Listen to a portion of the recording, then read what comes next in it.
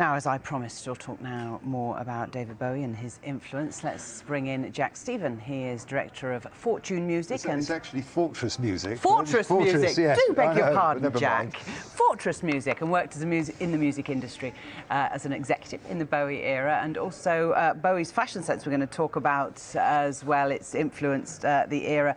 And Lizzie Zeta, fashion stylist, is with. Welcome to you both. Apologies again, No Jack. problem. I mean, but perhaps first sum up how you felt this morning when you heard this news. I was just saying earlier that I actually felt that part of me had died. I mean, I have to say that's how much an influence he is, I think, to me and to thousands and millions of people around the world.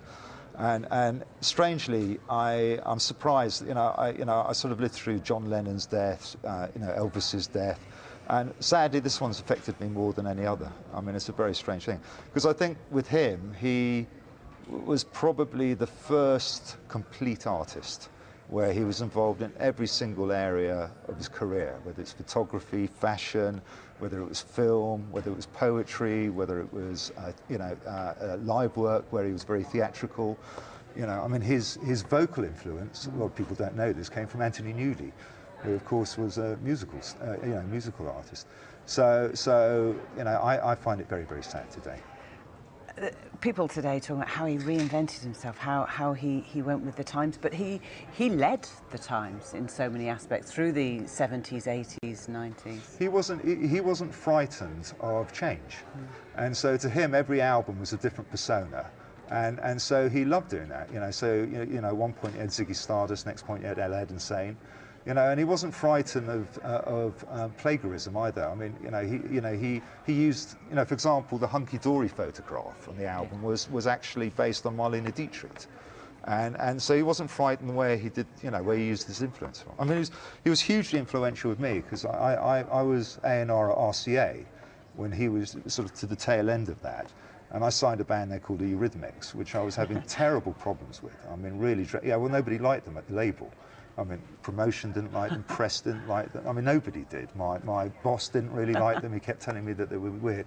And there was an artist liaison guy there called Tony McGrogan who sort of came up to my office, grabbed me and said, look, Bowie wants to meet up with you. Bring the tapes. So I always remember this. I brought The Walk and Love is a Stranger. And I sat with him and I played them to him. And he thought they were absolutely fantastic.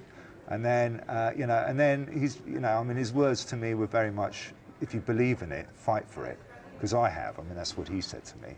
And so I did, and it became hugely successful. And when the album went top 5, I got a telegram from him saying, thank God there's finally an A&R man with ears at RCA. Shame I've gone to EMI. Fine. We'll talk about him as a man, because actually showing that he was funny. He was very funny, yeah. Lizzie, the influence on your side of your profession, I mean, incredible what Enormous. he did, and how his look evolved, and not just the fashion, the makeup, the hair, and the influence that, well, I guess it was all down to him, was it? Or did he have a team of designers? No, he didn't. I mean, no doubt he took ideas from various people, as Jack has said. But what I love about him is that he was such a true creative. He was a real innovator, and he didn't give a damn. He was a true original, and he changed all the time his different looks throughout the ages. Just when you think, oh, well, we've got a grip on that, he'd completely change again and do something totally different. He would completely pare it down, cut it back, make it black and white. So, yeah, he was an amazing guy. And for so long through the career, gender neutral. Yes, he was. Initially, he was gender neutral. He was one of the first men, aside from Mick Jagger, to wear a dress. That was early on. That caused complete controversy at the time. Now we're just like, oh, well, guys in a dress is not, but at the time it was very groundbreaking. It was very, very brave of him to do so. Then he went on to his androgynous stage and Ziggy Stardust and all the stuff that we know so well.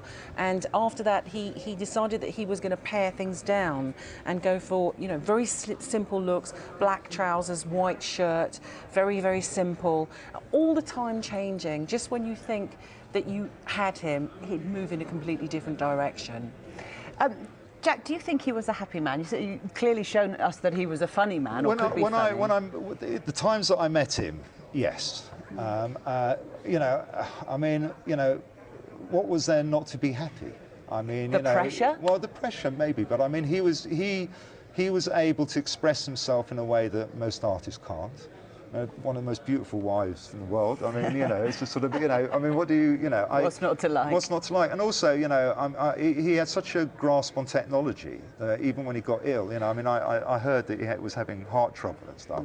But then he sort of digitally released an album that went to #1 in the UK charts. I mean, so I think if I was Bowie and I look back at my career, I'd be pretty, happy about what I've achieved. It wasn't easy for him, I have to tell you. I mean, he fought every single step of the way.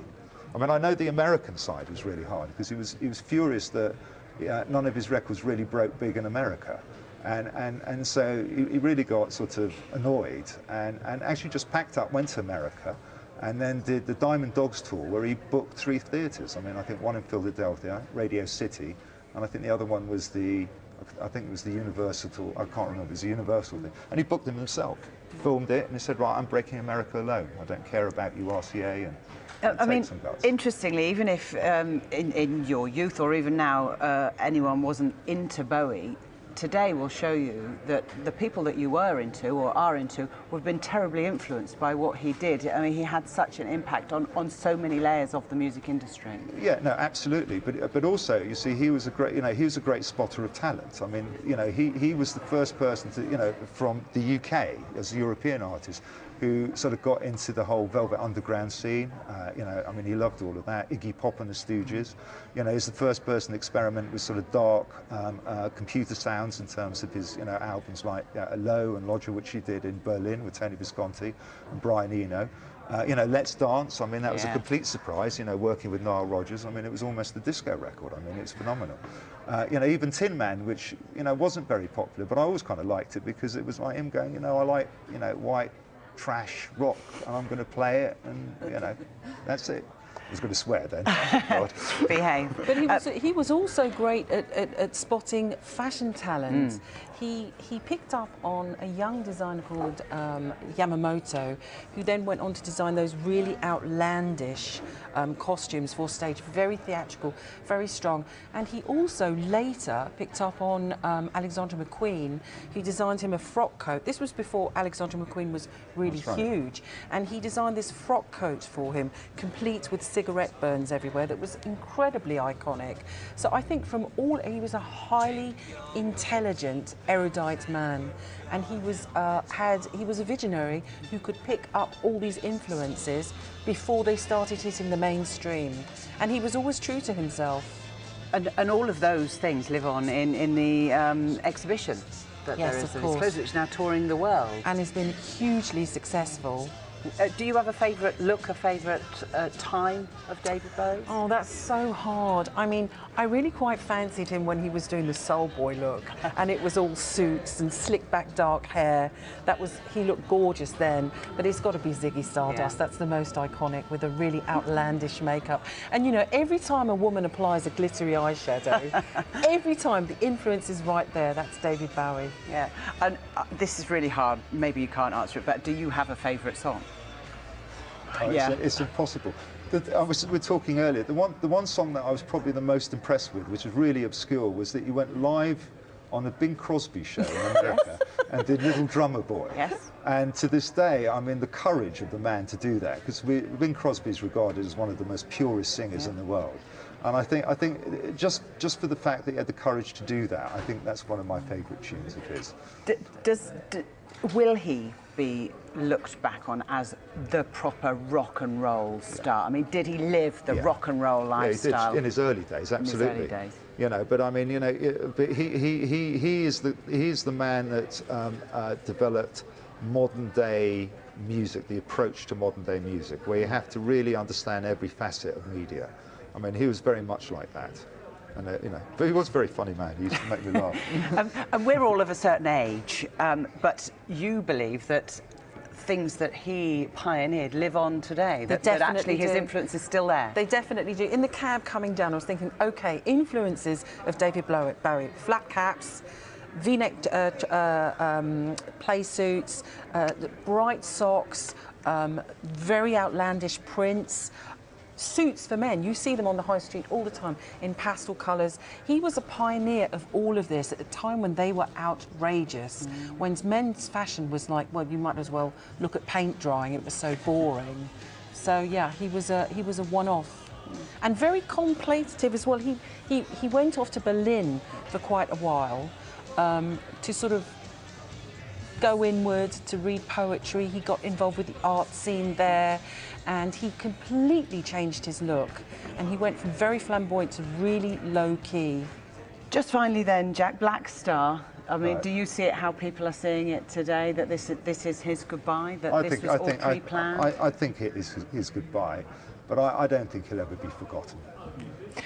Lovely to talk to you both, Jack, Stephen and Lizzie Zita. Thank you both. Okay, Thank you too.